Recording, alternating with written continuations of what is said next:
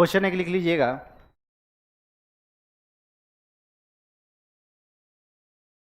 Mole fraction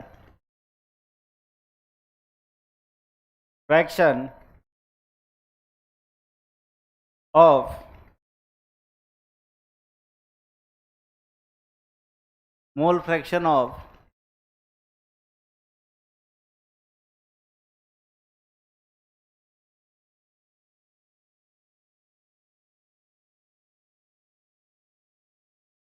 aqueous H2SO4, mole fraction of aqueous H2SO4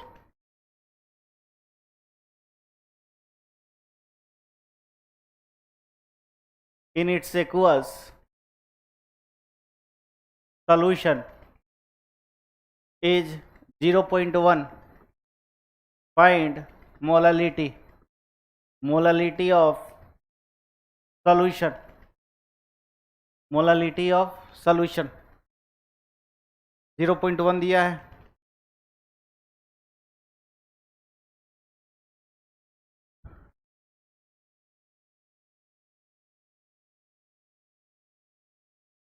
mole fraction कितना है? 0.1।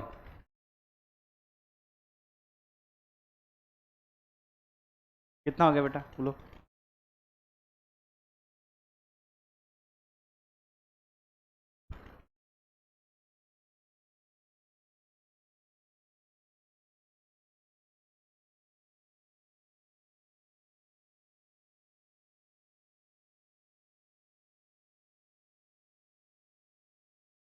ठीक है, हो गया। मोल फ्रैक्शन कितना दिया? H2SO4 का दिया हुआ है कितना? 0.1 दिया हुआ है। तो क्या हो जाएगा? 1/10 हो गया, 1/1 + 9 हो गया। और यहाँ पे मोल फ्रैक्शन को कैसे लिख सकते हो? Number of moles of H2SO4 नहीं, number of moles of H2SO4 plus number of aqueous है तो वाटर सॉल्वेंट हो जाएगा। ओके, तो यहाँ पे कहोगे number of moles of H2SO4 कितना हो गया सर? 1 हो गया। और number of moles of H2O कितना हो गया? 9 हो गया। इसका मास निकालोगे, मास ऑफ वाटर कितना हो जाएगा? 9 × 18 कितना ग्राम हो गया? अब मोलालिटी कैसे निकालोगे? मोलालिटी इक्वल टू मोल, मोल कितना है? 1 है। और मास ऑफ वाटर कितना हो गया? 9 × 18 ग्राम। सॉल्वेंट तो यही है ना, और डिवाइड बाई क्या कर दोगे? Divide by 9 × 18 divide by 1000। ठीक है, 1 डिवाइड बाई 9 × 18 डिवाइड बाई 1000, तो ये हो गया।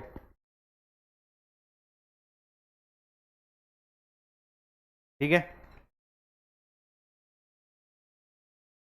हाँ जो भी आंसर है।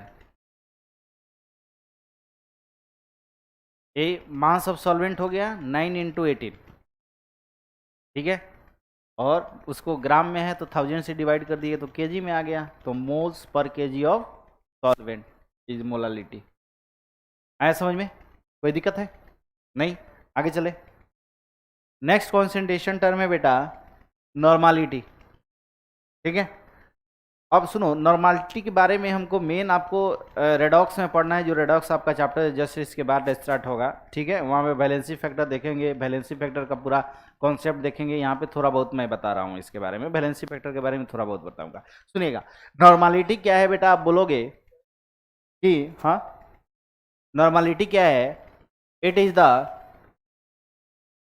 The number of gram equivalents, number of gram equivalents present in gram equivalents of solute present in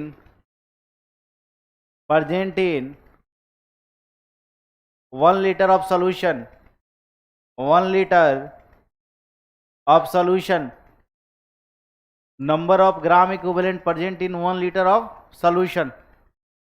ठीक है, तो यहां से बोल सकते हो नॉर्मालिटी एन, इसको कैपिटल एन से रिप्रेजेंट करते हैं number of moles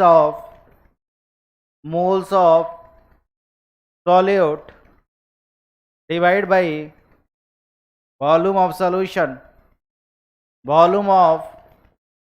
solution in litre.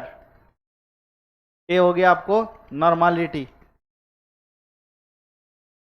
Sorry number of, यहाँ पे क्या होगा बेटा, मोल्स नहीं, ग्राम इक्विवेलेंट्स होगा। नंबर ऑफ ग्राम इक्विवेलेंट्स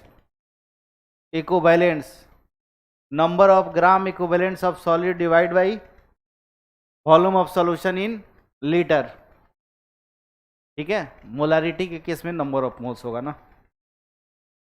ठीक है, number of gram equivalents of solute divide by volume of solution in litre, यहाँ पे ग्राम इक्विवेलेंट्स लिखोगे according to definition number of gram equivalents. ठीक है, हो गया। अब सुनिएगा ध्यान से, कहोगे कि सर ग्राम इक्विवेलेंट मीन्स क्या होता है, इसका मतलब समझ जाए तो हो जाएगा। सो यहाँ पे कहोगे कि सर नंबर ऑफ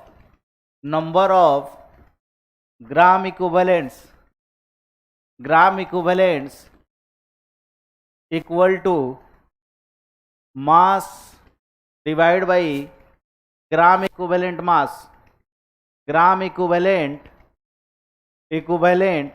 मास। कहोगे नंबर ऑफ ग्राम इक्विवेलेंट समझने के लिए दूसरा टर्म नया आ गया, नहीं अभी भी क्या है, लोचा है, नहीं। अब कहोगे ठीक है, यहाँ पे ग्राम इक्विवेलेंट मास को डिफाइन करते हैं सर, ग्राम इक्विवेलेंट मास। अब ग्राम इक्विवेलेंट मास को क्या बोलोगे, molar mass divide by N factor. कहोगे अब इसको समझ गए तो ये चीज नया आ गया, एन फैक्टर। यदि एन फैक्टर के बारे में पता चल गया तो ये समझ में आ जाएगा, इस समझ में आ जाएगा तो वो समझ में आ जाएगा, वो समझ में आ जाएगा तो नॉर्मलिटी समझ में आ जाएगा। ठीक है, अभी किसी का बहुत नौटंकी है यहाँ पे। ठीक है, एन फैक्टर। ठीक है, तो हमको यहाँ पे एन फैक्टर सुनिएगा। अब सिंपल मैं बता देता हूँ एन फैक्टर, मेन हमको रेडॉक्स में ये सब पढ़ना है आपको फिर से। ठीक है, कोई दिक्कत। यहाँ पे सुनिएगा एन फैक्टर क्या है। मान लो फॉर एक एसिड ले रहे हैं, फॉर एसिड HCl H2SO4, तो यहाँ पे जितना H प्लस रिलीज होगा उसका एन फैक्टर वही हो जाएगा। ठीक है, तो यहाँ एक ही H प्लस रिलीज हो रहा है ना, तो इसका एन फैक्टर कितना हो जाएगा, एन फैक्टर इसके लिए कितना हो जाएगा बेटा 1, इसके लिए 2 H प्लस रिलीज हो रहा है ना, तो 2 हो जाएगा। आगे समझ में, एसिड के लिए कितना H प्लस रिलीज हो रहा है। फॉर बेस के लिए नंबर ऑफ OH माइनस, जैसे यहाँ पे NaOH है, ठीक है, यहाँ पे लिख देना नंबर ऑफ OH माइनस, और यहाँ पे लिख लेना number of H plus released. NaOH के लिए एन फैक्टर कितना 1, BaOH2 के लिए कितना हो गया 2। आया समझ में। अच्छा, कहोगे कि सॉल्ट के लिए, फॉर सॉल्ट तो एन फैक्टर कितना हो जाएगा, factor total charge on cation और एनायन।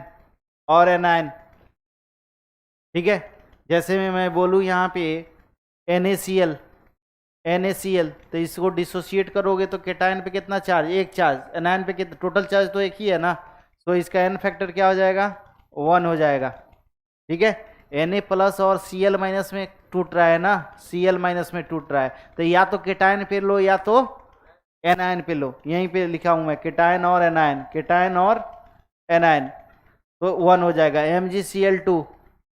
MgCl2 के लिए कितना हो गया, Mg2 प्लस या 2Cl माइनस, तो 2 एक पे तो 1 है ना, तो 2 पे 2 हो गया, तो टोटल चार्ज 2 हो गया ना। तो यहाँ पे साफ साफ लिखा गया है टोटल चार्ज ऑन केटायन और एनायन, तो यहाँ के लिए कितना हो जाएगा बेटा 2 हो जाएगा। Al2SO4 के लिए कितना हो जाएगा? Al2SO4 के लिए 6 हो जाएगा, समझ रहे हो? Al2SO4 इसके लिए देखो 2Al3 प्लस और 3SO4, 2 माइनस में टूटेगा ना, तो किसी एक पे 4 लेना है, कैटायन या एनायन पे, समझ रहे हो ना? तो यहाँ पे क्या हो गया?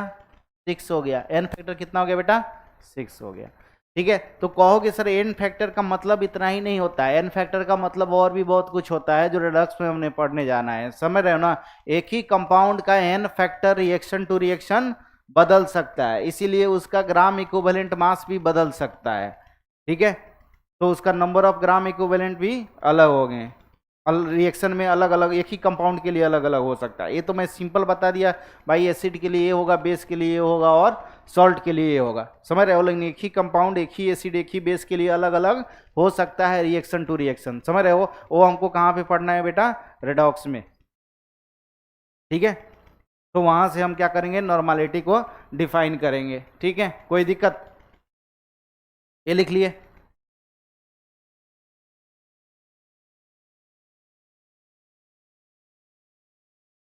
अरे समझ में आया सबको?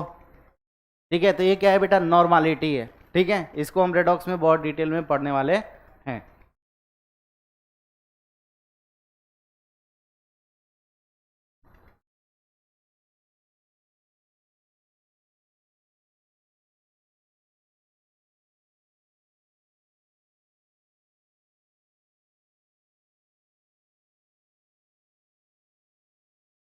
जिस आयनाइज उसका ऑक्सीडेशन स्टेट रेडॉक्स में देखेंगे। हाँ, अभी नहीं, हाँ अभी मैंने पढ़ाया ही नहीं वो सब। ठीक है, मैं वही बोला, ऑक्सीडेशन स्टेट हर रिएक्शन में एक ही कंपाउंड का अलग अलग चेंज हो सकता है ना, तो वहाँ पे हो जाता है टोटल ऑक्सीडेशन स्टेट चेंज। हाँ ना, मैंने अभी कुछ बताया नहीं है, वैलेंसी फैक्टर का एक 2-3 पार्ट पढ़ा बताया है। वैलेंसी फैक्टर का कॉन्सेप्ट बहुत है अभी जो रेडॉक्स में हमको पढ़ना है, एक क्लास उसी में लगेगा, समझ रहे हो? मेन है उसका वैलेंसी फैक्टर। वैलेंसी फैक्टर समझ गए तो बड़े बड़े जो क्वेश्चन होते हैं वो उसको तुरंत सॉल्व कर लोगे। ठीक है, लॉ ऑफ केमिकल इक्विवेलेंस सब चीज़ उसी में पढ़ना है। ठीक है, equivalent to eight, law of chemical equivalence से जितने भी टर्म मोल कॉन्सेप्ट में भी 2 क्वेश्चन दिए रहते हैं। ठीक है, तो ये सारे के सारे क्वेश्चन हम वहाँ पे डील कर लेंगे। ठीक है, रेडॉक्स में। Okay,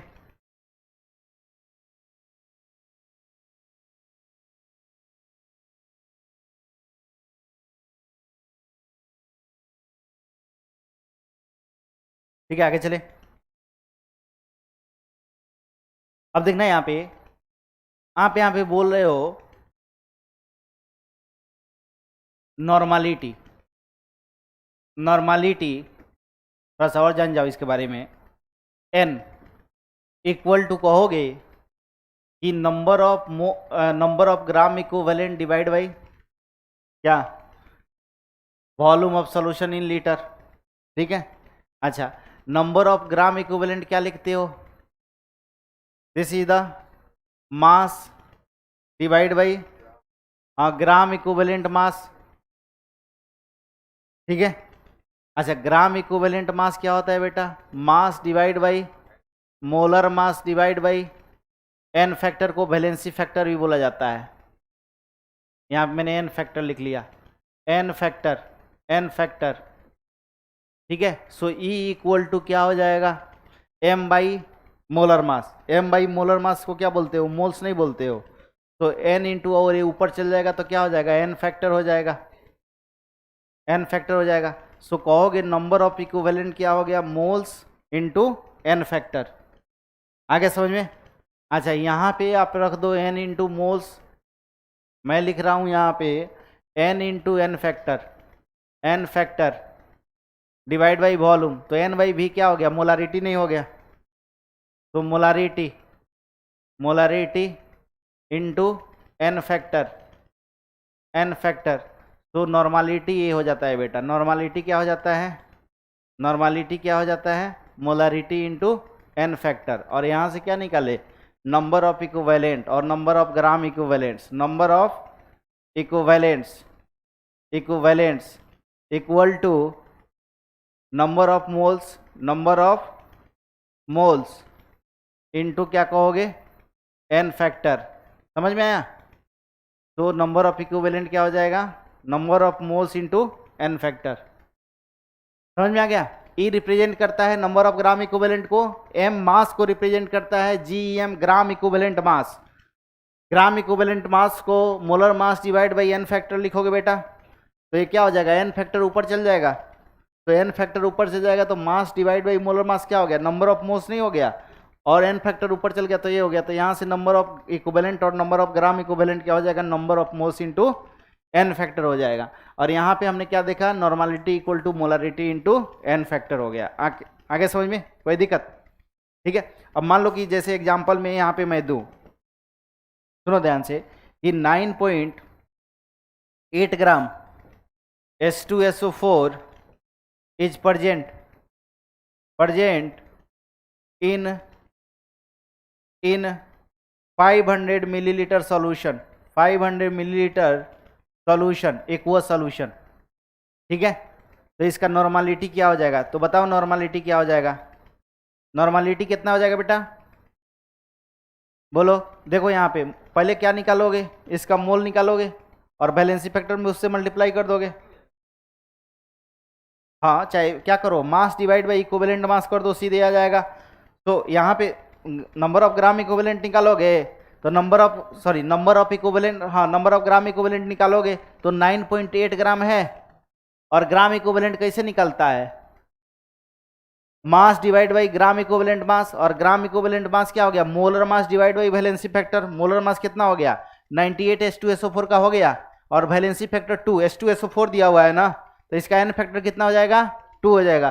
so number of gram equivalent निकल गया, और इसको डिवाइड क्या कर दोगे, 500 मिलीलीटर, लीटर में चेंज करोगे तो 1000 हो जाएगा, यही आंसर हो जाएगा। समझ में आया कि नहीं?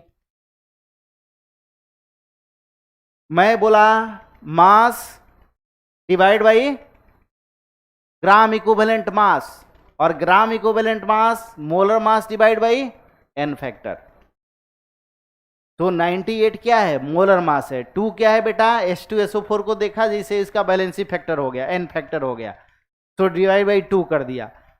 तो ये क्या निकल गया, नंबर ऑफ ग्राम इक्विवेलेंट निकल गया, डिवाइड बाई क्या किया, 500 मिलीलीटर सोल्यूशन, तो 500 डिवाइड बाई क्या कर दिया, 1000। अरे सबको समझ में आया कि नहीं, समझ में आया? कितना है आंसर, या मोलारिटी इंटू वैलेंसी फैक्टर कर दो।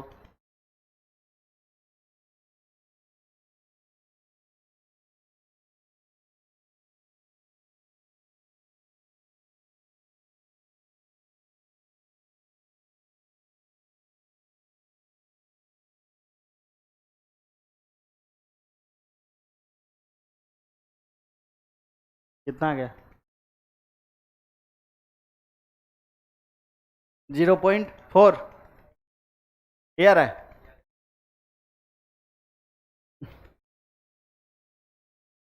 अरे कैलकुलेशन भी करते हो कि नहीं, सही में इतना ही आया ना, यहाँ पे एन लगा दीजिएगा, नहीं ठीक है? अरे समझ में आया दोस्त, समझ में आ गया?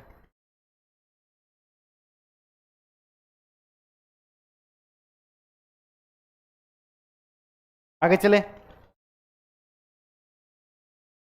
अब देखो यहाँ पे 0.4 आपको एन लिखा हो, या 0.4 नॉर्मल लिखा हो, नॉर्मल, नॉर्मल मतलब ये मत समझ जाना कि हम नॉर्मल हो गए हैं। ए क्या है, जैसे मोलर को, मोलारिटी को मोलर लिखते थे ना, कैपिटल एम लिखते थे, मोलालिटी को स्मॉल एम लिखते थे, या मोलल लिखते थे, मोलल। उसी तरह नॉर्मलिटी को नॉर्मल या कैपिटल एन लिखोगे, बात बराबर। अरे समझ में आया कि नहीं? ओके, हाँ तो क्वेश्चन में देखे घबरा मत जाना, ठीक है? क्वेश्चन, इस क्वेश्चन को सॉल्व कीजिए, इसको पहले करो।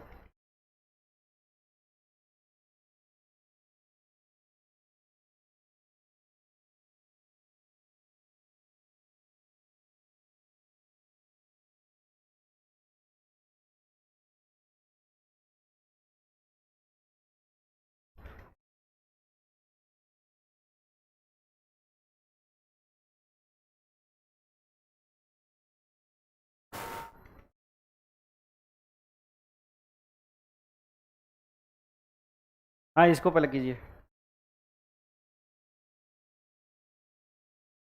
चलो सॉल्व करो इसको।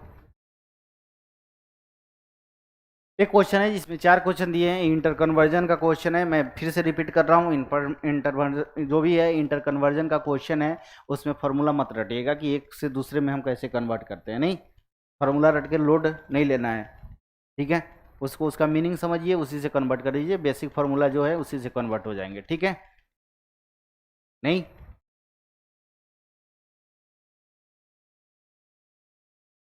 एक क्वेश्चन मैं सॉल्व कर रहा हूँ बेटा, बाकी क्वेश्चन आप करोगे, ठीक है। कितना क्वेश्चन कर लोगे, कोई भी इंटर कन्वर्जन का क्वेश्चन बना लोगे, ठीक है। सुनो, कॉन्सेंट्रेशन को लेकर जो भी क्वेश्चन है बना लोगे आप, ठीक है। क्वेश्चन ये है, सुनिएगा ध्यान से, 10% ऐसा इंटर कन्वर्जन का क्वेश्चन दिया हुआ है बेटा, तो जो डाटा दिया हुआ है उस पर फोकस करो, ठीक है। यहाँ पे क्या है, 10% वेट बाई वेट है, 10% wait by wait. 10% wait by wait कहने का मतलब क्या, इसका सिंपल मतलब है कि 10 gram urea is present in हाँ जी 100 ग्राम सॉल्यूशन। इसका सिंपल मतलब यही है, ठीक है। अच्छा, यूरिया का फॉर्मूला क्या, NH2CONH2। इसका मोलर मास कितना बेटा, 60 ग्राम, ठीक है। अब सुनिएगा, अब वहीं से सारे क्वेश्चन बनेंगे। पहला क्या है, सॉल्वेंट और सॉल्यूशन। सुनो ध्यान से, सॉल्यूट है यहाँ पे यूरिया, सॉल्वेंट है वाटर। ये दिया हुआ है कितना, 10 ग्राम दिया हुआ है, और ये कितना दिया हुआ है बेटा, 100 ग्राम दिया हुआ है। क्वेश्चन से पता नहीं चल गया, ये उतना दिया हुआ है, तो ये कितना हो जाएगा, 100 माइनस 90, 90 ग्राम हो जाएगा, नहीं। अच्छा, ये सब में और चीज, नंबर ऑफ मोल्स का भी यूज पड़ेगा, वॉल्यूम का भी यूज पड़ेगा, वो भी कैलकुलेट कर लेते हैं। Number of moles of urea कितना हो गया बोलो, 10 बाई, अरे मास बाई मोलर मास नहीं करते हो यार, तो 1/6 हो गया, 1/6। Number of moles of H2O ये कितना हो गया, 90 डिवाइड बाई कितना हो गया, 5 आ गया। अच्छा, यहाँ पे देखिएगा, ये मास दिया हुआ है ना, और डेंसिटी भी इस क्वेश्चन में दिया हुआ है। तो डेंसिटी कितना होता है बेटा, मास बाई वॉल्यूम। तो वॉल्यूम यहाँ से निकालना चाहो तो मास बाई क्या हो जाएगा, डेंसिटी आ जाएगा। तो ये कितना आ जाएगा, मास कितना है 100 ग्राम ना, और डेंसिटी कितना है, V equal to mass by volume. So V equal to mass by density 1.2। एक किस में आ जाएगा, मिलीलीटर में आ जाएगा, नहीं, एक किस में है, ग्राम में। ओके, अब सब कुछ आ गया यहाँ पे। अब जो भी यहाँ पे क्वेश्चन आप बना सकते हो, इसका आंसर डायरेक्ट मैं लिख रहा हूँ, ठीक है। सुनिएगा ध्यान से मेरी बात को। पहला मोलारिटी, पहला क्या है बेटा, मोलारिटी। मोलारिटी क्या होता है, number of moles. Number of moles कितना दिया हुआ है, 1/6, मैंने लिख दिया। Volume of solution in litre, volume of solution कितना है, देखो यहाँ पे 100 डिवाइड बाई क्या है, 1.2 है, 1.2 नहीं है, ये मिलीलीटर में है। इसको क्या करो तुम, 1000 से डिवाइड कर देना, यही आंसर हो जाएगा। आ गया। अरे ये सब कर लेते हो कि फंस जाते हो, कर लेते हो ना। नहीं करते हो तो 5th क्लास का बच्चा होगा घर में, उससे सीख लेना, नहीं तो कभी वही शिकायत कर देगा तुम्हारा कि कुछ आता जाता तो है नहीं।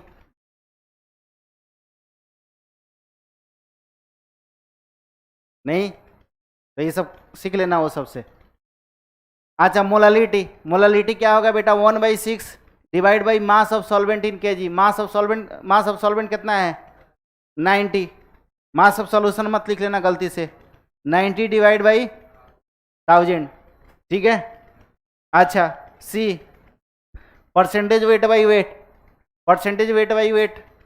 मास कितना है, 10 है, और मास ऑफ सॉल्यूशन कितना है, ये क्या वॉल्यूम है ना यार, 10 divide by volume of solution कितना है, 100 डिवाइड बाई 1.2। इसको मिलीलीटर में ही रहने दिया जाए ना। मास divide by volume of solution in millilitre into 100, यही ना होता था ना, परसेंटेज वेट बाई वॉल्यूम, भूल गए। अरे भूल गए। सी डी में मोल fraction of urea. Mole fraction of urea क्या हो गया, moles of urea divide by moles of urea plus moles of water. So 1/6 divide by 1/6 plus 5। ठीक है, कोई कष्ट है यहां तक, कोई तकलीफ है? छाप लो इसको।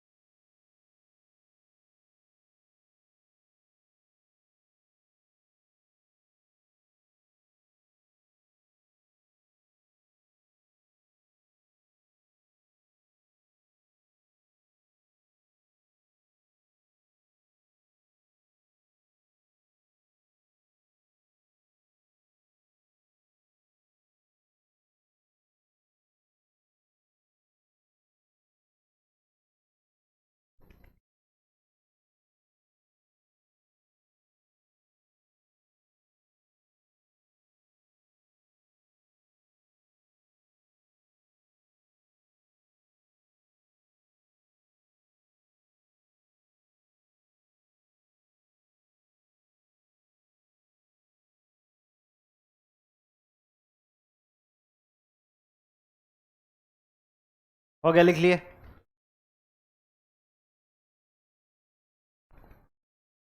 इसमें से कोई एक क्वेश्चन पूछेगा? नहीं?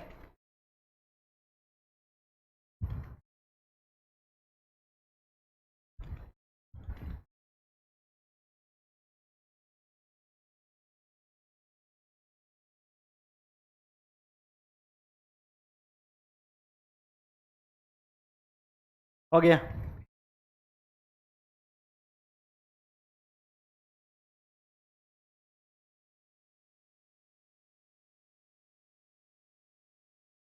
Next question.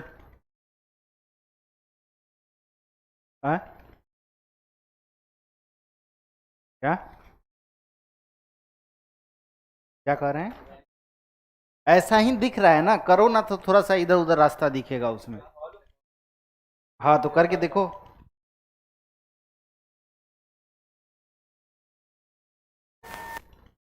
देखने से थोड़े होता है, सॉल्व करोगे तब ना पता चलेगा। हैं? क्या? 12% है वेट बाई वॉल्यूम। ना ना, वो चेंज नहीं होगा बेटा। ठीक है, वो चेंज नहीं होगा, कहीं भी ऐसा लिखा हो तो मिक्स हो। यहाँ पे क्या हो रहा है, हाँ बार बार एक वो यूरिया सोल्यूशन वो दिया ही हुआ है ना, मिक्स क्या कर रहे हो उसमें?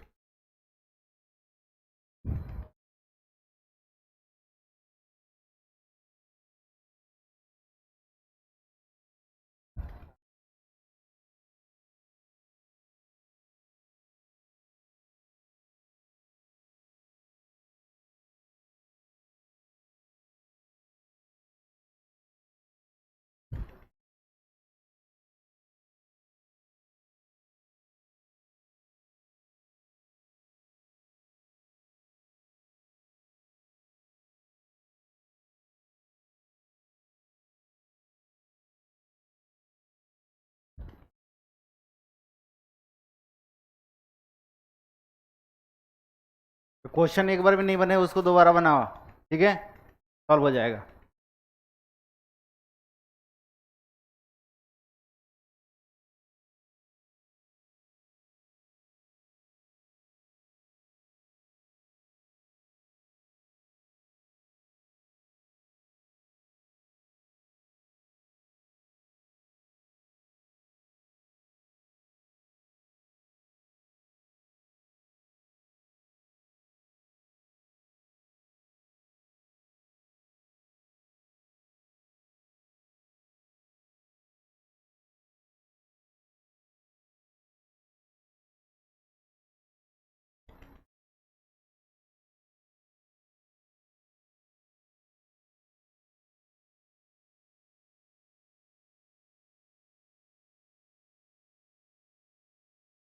सॉल्व हुआ।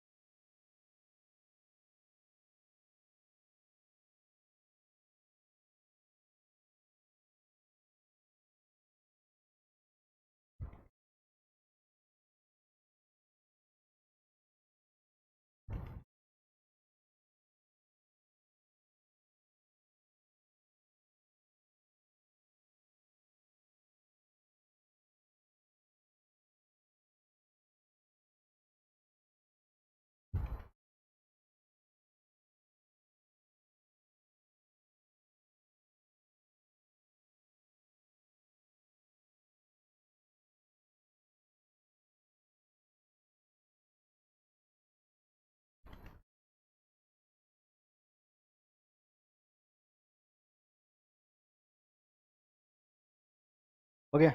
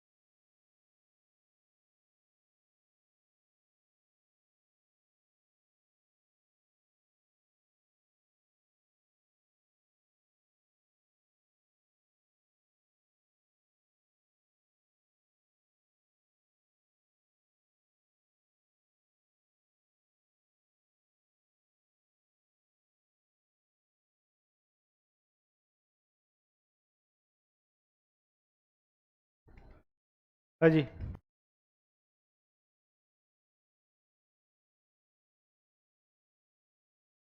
इसका मतलब क्या? 12 ग्राम 12 gram urea is present in 100 millilitre of. इसका मतलब तो यही हुआ ना। अब यहाँ पे निकालो सॉल्यूट, सॉल्वेंट और सॉल्यूशन। यहाँ पे देखो 100 मिलीलीटर दिया हुआ है, नहीं? ठीक है, ये कितना दिया हुआ है? 12 ग्राम दिया हुआ है। तो नंबर ऑफ मोल्स निकाल सकते हो। 12 बाई कितना हो गया? 60 ना। कितना हो गया? 1/5 आ गया। अच्छा, यहाँ पे डेंसिटी दिया हुआ है। डेंसिटी कितना होता है? मास बाई वॉल्यूम होता है। ठीक है, तो यहाँ वॉल्यूम दिया हुआ है, मास निकालना है। मास क्या हो गया? डी इंटू वी हो गया। 1.2 इंटू 100 कितना हो गया? 120 ग्राम हो गया। ये कितना आ गया? 120 माइनस 12 कितना हो गया बेटा? 108 ग्राम हो गया। Number of moles of H2O कितना हो गया? 108 डिवाइड बाई 18 कितना? ये कितना हो गया? ये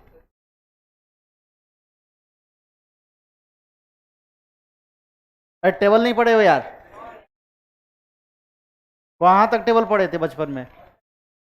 हैं? 6 तक पढ़े थे?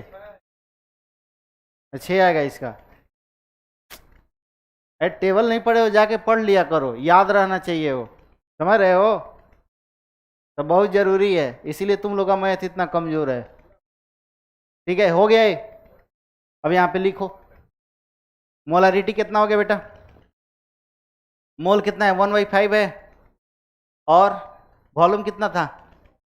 100 डिवाइड बाई 1000। बी में molality 1/5 divide by mass of solvent in KG 108 divide by 1000। Okay. C में कितना? Percentage weight by weight. Percentage weight by weight. Weight by weight कितना बोलो? 12 डिवाइड बाई कितना? मास 120 ना, इनटू क्या करोगे? 100।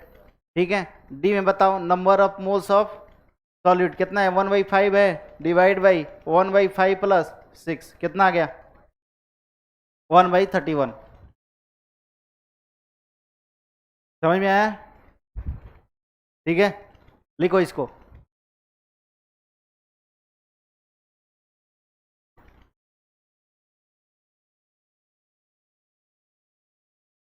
ओके,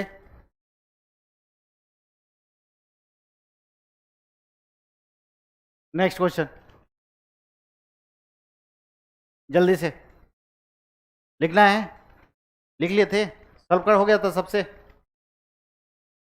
चलो जल्दी से सॉल्व करो। मोलारिटी दिया हुआ है, बाकी सब निकालना है। पहले मोलारिटी का मतलब लिखो।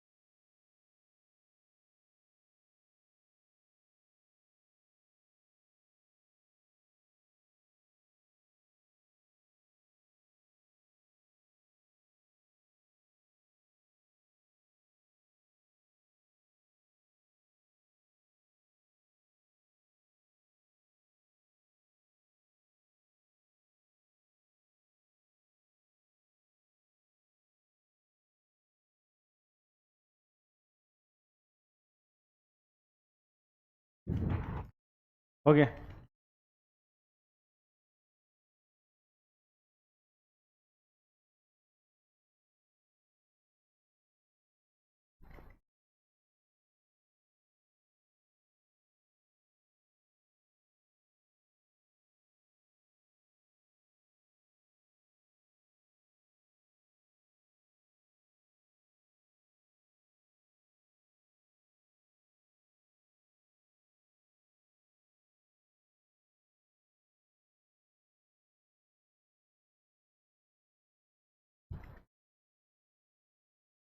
घर पे जाके पूरा क्वेश्चन बनाइए, ठीक है? जितना भी टाइम है, क्वेश्चन ही आपका लाइफ है। क्वेश्चन ही डिसाइड करेगा कि आपको कितना रैंक आएगा, ठीक है? प्रैक्टिस ही डिसाइड करेगा आपको कितना रैंक आएगा। 2m aqueous solution of purite, density of solution is 1.2 gram. Calculate 2m मतलब 2 mole urea is in 1 litre of solution ना, इसका मतलब यही है, समझ गया? तो solute, solvent, solvent, solution, solution कितना है? 1 लीटर। 1 लीटर मतलब 1000 मिलीलीटर। डेंसिटी कितना है बेटा? मास बाई वॉल्यूम। तो मास कितना हो जाएगा? D इंटू वी हो जाएगा। D कितना है? 1.2। V कितना है? 1000। कितना हो गया? 1200 ग्राम। सॉलिड कितना है? 2 मोल है ना। मास कितना हो गया? अरे मास कितना होगा बताओ? 120 ग्राम हो गया। इसका मास कितना हो जाएगा वाटर का? 1200 माइनस 120 कितना होता है? 1080। 80 ग्राम। यहाँ पे number of moles of H2O निकाल लो, जरूरत पड़ेगी ना। 1080 डिवाइड बाई 18 60। ठीक है, हो गया। आंसर लिख लो। वाला molality 2 divide by mass of solvent in KG कितना है 1080 डिवाइड बाई 1000। बी, बी में percentage weight by weight 120 divide by 1200 into 100। C, C में percentage weight by volume, percentage weight by volume, weight 120 है और volume कितना है बेटा 1000 है, इंटू क्या करोगे 100। नेक्स्ट क्या है mole fraction D. Mole fraction देखो इसमें 2 मोल है, 2 मोल है, प्लस कितना कर दोगे 60। ठीक है,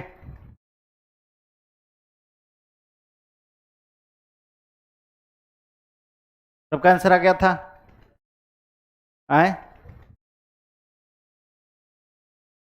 करेक्ट।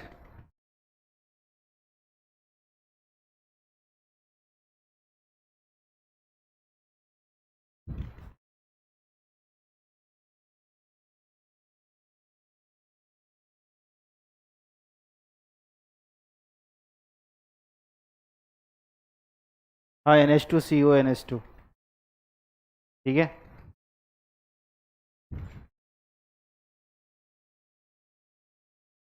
अरे समझ में आ रहा है सबको। नेक्स्ट क्वेश्चन, ये लिख लिया, अरे लिख लिए, समझ गए, कोई परेशानी नहीं है ना। किसी भी तरह का कोई कष्ट होगा तो बता देना, कोई तकलीफ होगा तो बता देना।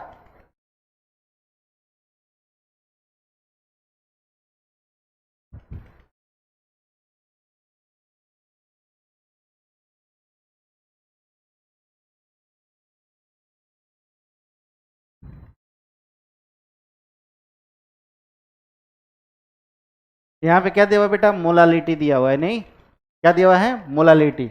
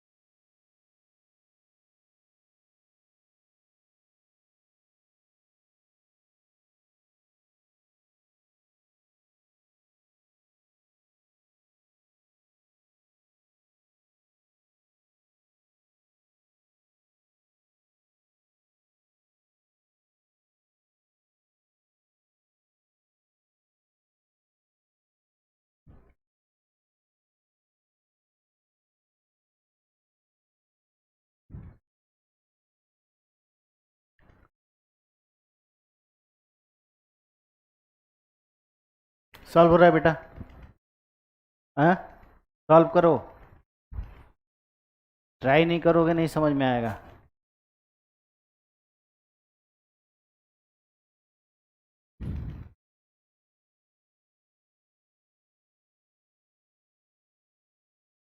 ठीक है, आ गया। 2m कहने का मतलब क्या है? क्वेश्चन तो सब एक ही जैसा है, बना अलग अलग रहे हो, सोच अलग अलग रहे हो। 2m मतलब 2 मोल यूरिया इज इन कितना, 1 kg ऑफ वाटर। ठीक है, सॉल्यूट, सॉल्वेंट, और क्या है इधर बेटा, सॉल्यूशन। कहोगे ये है आपकी बात 100 ग्राम, 1000 ग्राम, और ये कितना है 2 मोल। 2 मोल मतलब मास कितना हो गया यूरिया का, 2 इंटू 60, 120 ग्राम। इसका मास कितना हो गया, 1000 प्लस 120 कितना हो गया, 1120 gram. Density equal to mass by volume, तो volume equal to mass by density ना, 1.2। सही है, मास बाई डेंसिटी, ये किस में आ गया, मिलीलीटर में आ गया। सही है, NH2O कितना हो जाएगा, 1000 डिवाइड बाई 18, ये 55.5 आता है। ठीक है, यहाँ पे नंबर ऑफ मोल्स ऑफ, ये तो दिया ही है। हो गया पहला क्वेश्चन। मोलालिटी, मोलारिटी कितना है 2 divide by volume of solution कितना आ गया बेटा, सही है, डिवाइड बाई 1.2 ना, और डिवाइड बाई मिलीलीटर में क्या करोगे, 1000 से डिवाइड कर दोगे। बी में बोलो percentage weight by weight, percentage 120 है, और टोटल मास कितना है बेटा 1120 इंटू 100। सी में, सी में percentage weight by volume 120 divide by volume कितना है, ठीक है, ठीक है, 1120 डिवाइड बाई 1.2 इंटू क्या करोगे 100, मिलीलीटर में ही रहने देना इसको। अरे सही है, कुछ बोल नहीं रहे हो। डी, डी में मोल फ्रैक्शन ऑफ यूरिया, मोल कितना है 2, इसका मोल कितना है 2, 55.5, यही आंसर हो जाएगा। सही है,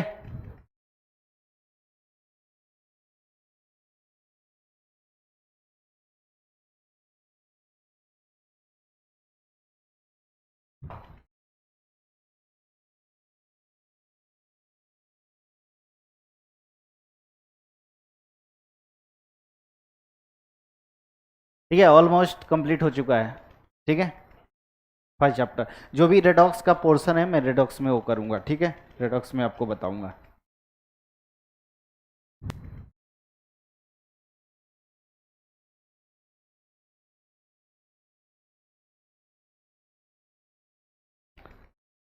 हो गया,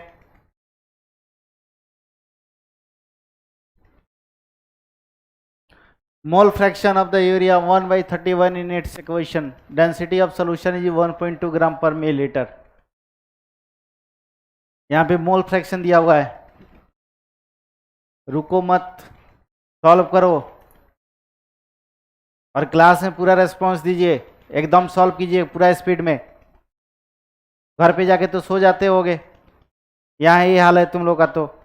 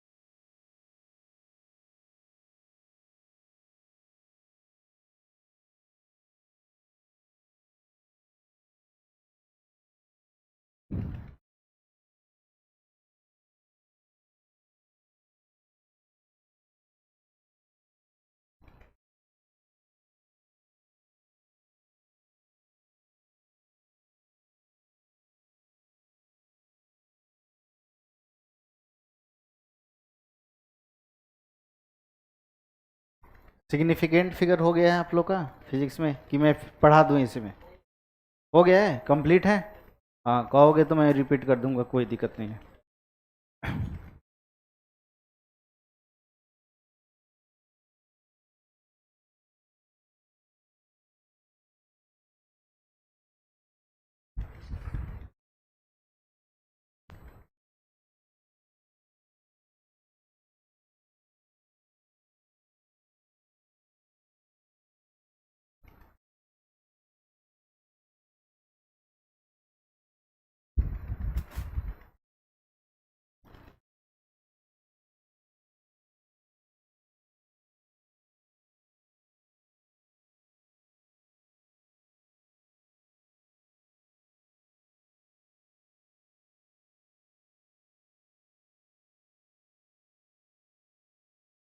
हो गया?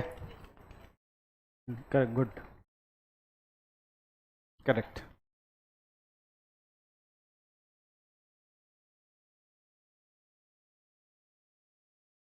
ठीक है बेटा, यहाँ पे देखो ए है 1/31, तो कहोगे मोल फ्रैक्शन ऑफ यूरिया यहाँ पे दिया हुआ है सर, ए क्या लिखोगे, N urea divide by N urea plus NH2O, और ये है 1/31, 1/1 प्लस 30O, इस दोनों को कंपेयर करा दो, यहाँ से क्या मिलेगा तुमको, एन यूरिया इक्वल टू क्या हो जाएगा, 1 हो जाएगा, NH2O कितना हो जाएगा बेटा, 30 हो जाएगा।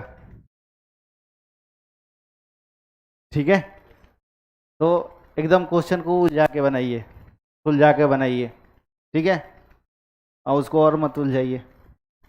नहीं, यहाँ पे 1/31 हो गया, अब यहाँ पे क्या हो गया, सॉल्यूट, सॉल्वेंट, सॉल्यूशन। यहाँ पे देखो इसका मोल कितना है बेटा, एन की वैल्यू कितनी है, 1 है, एन की वैल्यू कितनी है, 30 है, मास कितना हो जाएगा, 60 ग्राम, यहाँ पे मास कितना हो जाएगा, 30 into 18,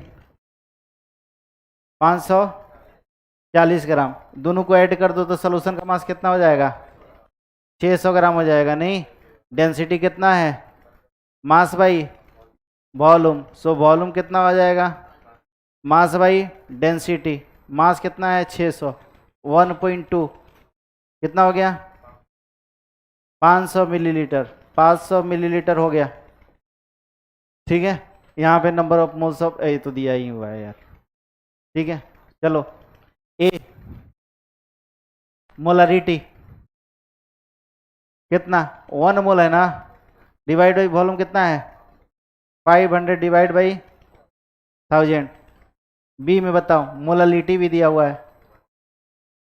1 divide by 540 by 1000, mass of solvent लेना है ना, हाँ तो देख लेना ये। ठीक है, सी, सी में percentage weight by volume, 60 divide by volume कितना, 500 into 100, D percentage weight by wait, 60 divide by 600 ना, 600 इंटू 100, करेक्ट, सही है।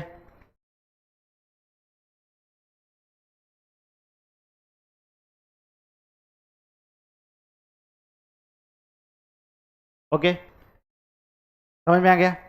अब सुनिएगा, कई कई पूछता है कि कौन सा कॉन्सेंट्रेशन टेम्परेचर पे डिपेंड करता है, कौन सा कॉन्सेंट्रेशन पे डिपेंड नहीं करता है।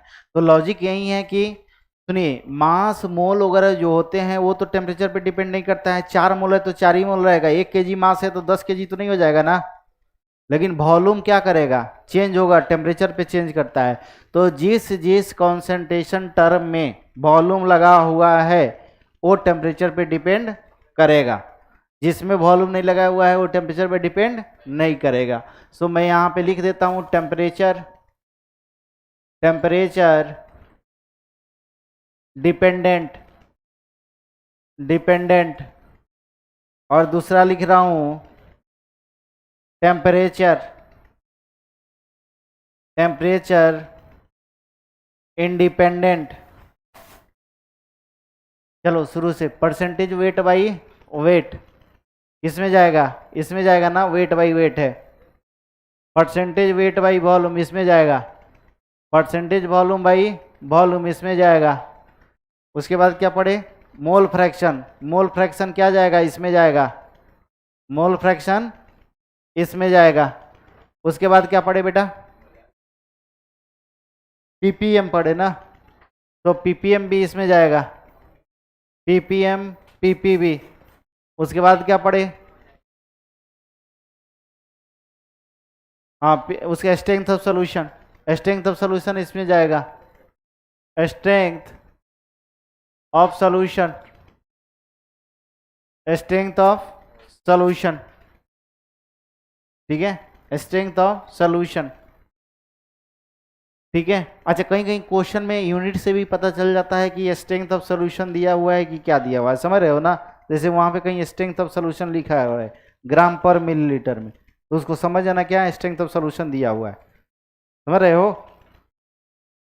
तो स्ट्रेंथ ऑफ ए सॉल्यूशन हो गया, नीचे इसमें भी वॉल्यूम आता है इसलिए यहाँ पे। उसके बाद क्या बताया मैंने, मोलारिटी, मोलारिटी इसमें लिख दें, मोलारिटी, मोलारिटी। अच्छा यहाँ इसमें आएगा बेटा मोलालिटी, तो मोलालिटी का हम जब कॉन्सेंट, मान लीजिए कहीं क्या हो रहा है, बहुत ज़्यादा टेम्परेचर वेरिएशन हो रहा है कोई एक्सपेरिमेंट में, ऐसा एक्सपेरिमेंट कर रहे हो जहाँ पे वेरिएशन क्या हो रहा है, टेम्परेचर का बहुत ज़्यादा है, तो उसमें हम क्या करते हैं, मोलालिटी कॉन्सेंट्रेशन टर्म को कंसीडर करते हैं, क्योंकि ये टेम्परेचर पे डिपेंड नहीं कर रहा है, नहीं, ठीक है। उसके बाद नॉर्मालिटी, नॉर्मालिटी क्या है इसमें लिख दो बेटा, नॉर्मालिटी, ठीक है,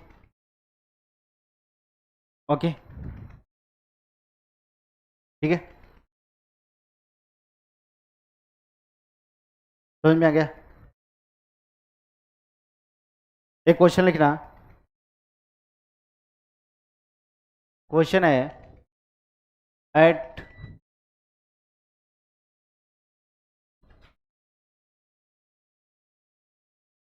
मोल fraction, mole fraction of solute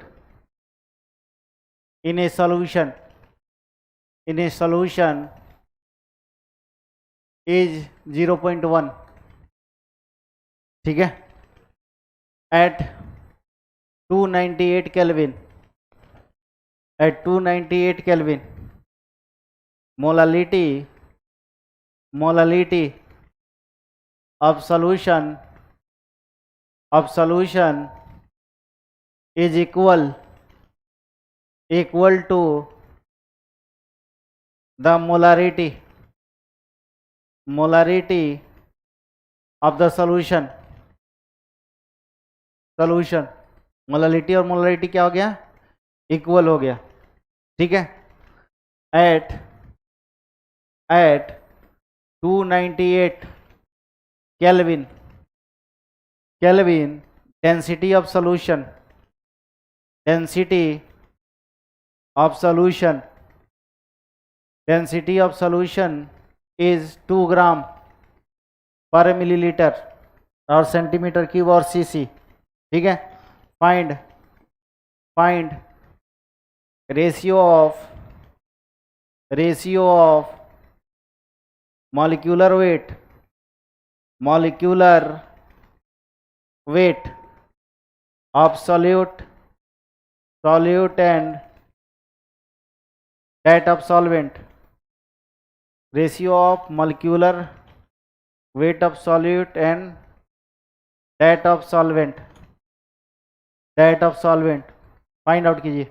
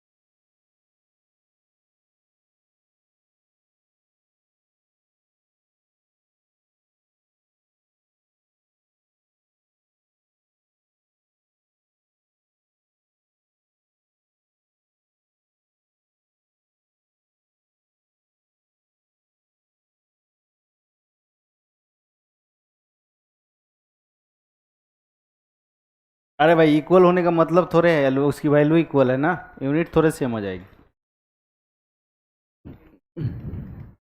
मान लीजिए कि इस टेम अब देखो मोलालिटी तो चेंज नहीं कर रहा है टेम्परेचर पे, मोलालिटी चेंज कर रहा है, तो कह रहा है एट 298 पे क्या हो गया बेटा कि molality of solution is equal to molarity of the solution. ठीक है, तो रेशियो तुमको बताना है 1:9 आ रहा है, molar mass of solute divide by molar mass of solvent 1:9।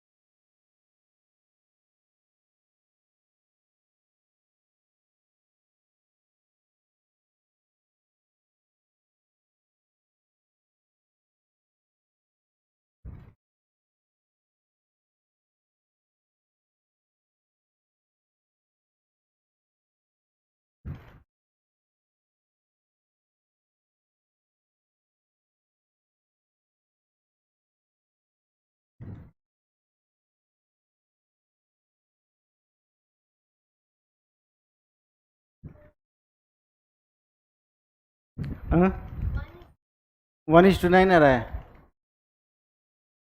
और किसी का आंसर यूज हो रहे हो कि सॉल्व भी नहीं किए आए?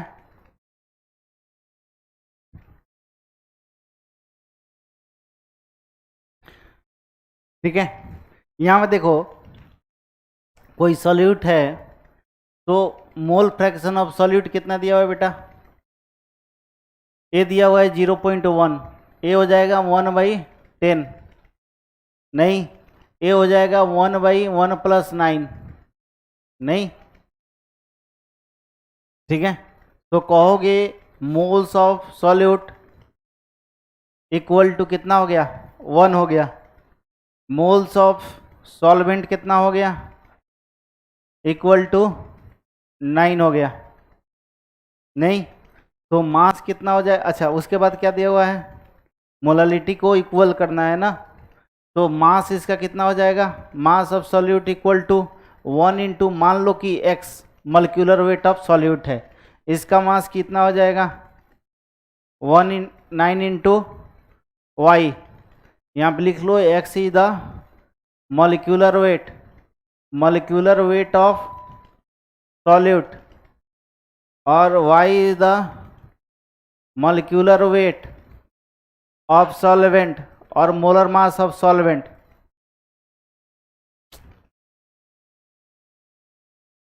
ऑफ सॉल्वेंट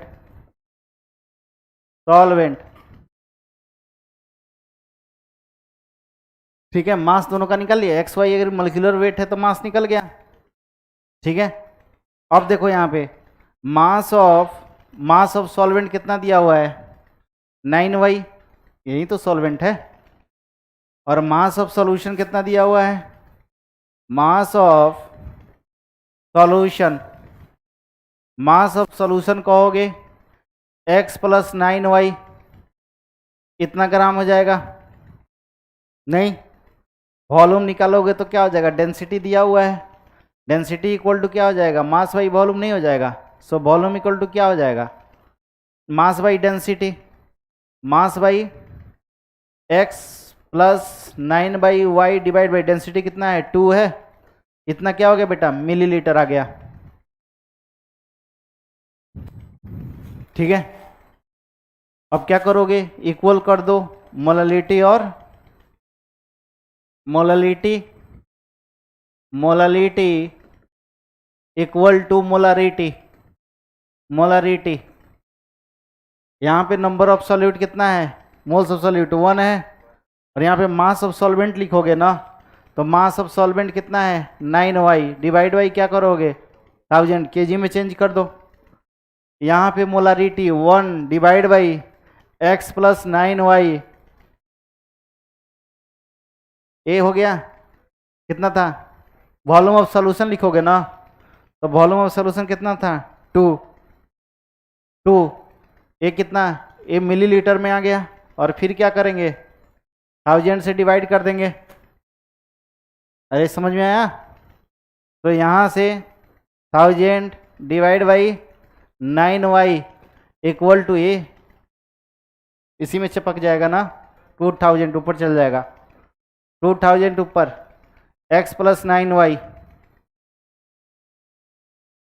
ठीक है, कितना हो गया, x plus 9y equal to 18y, इसको इधर भेज दो, कितना हो गया, x इक्वल टू 9y, यहाँ से x by Y equal to 9 आ रहा है ना यार, क्वेश्चन में क्या पूछा हुआ था, सॉल्यूट,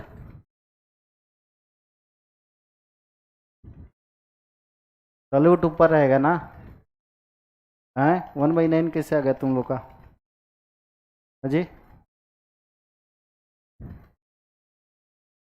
हाँ गधा, वो भी आंसर में दिया रहेगा, समझ रहे हो, तुरंत तुम्हारा आंसर उलट जाएगा, हंसते हुए घर पे आओगे, घर पे आके रोने लगोगे, ठीक है, फिर पापा मम्मी बोलेंगे कि पूरा मेरा सपना तुम,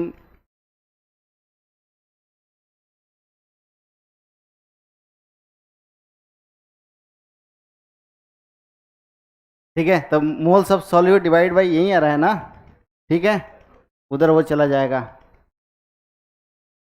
ठीक है, X by Y equal to 9, जो रेशियो पूछे वहीं देखो, क्वेश्चन देख के सॉल्व किया करो, ठीक है, फिर जेई के थोड़ा बोलेगा, यहाँ तक तो हम समझ ही गए थे, कॉन्सेप्ट भी बढ़िया था, पढ़ने लिखने वाले बच्चे भी हैं, और आप नंबर नहीं दोगे, ऐसा थोड़े है, पेपर में जो लिखोगे उसी के मुताबिक नंबर मिलेगा ना, ये थोड़े तुमको जानता है कि तुम साइंटिस्ट है कि क्या है,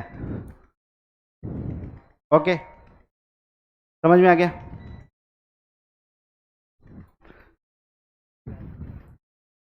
ठीक है, नेक्स्ट क्लास कंटिन्यू करेंगे।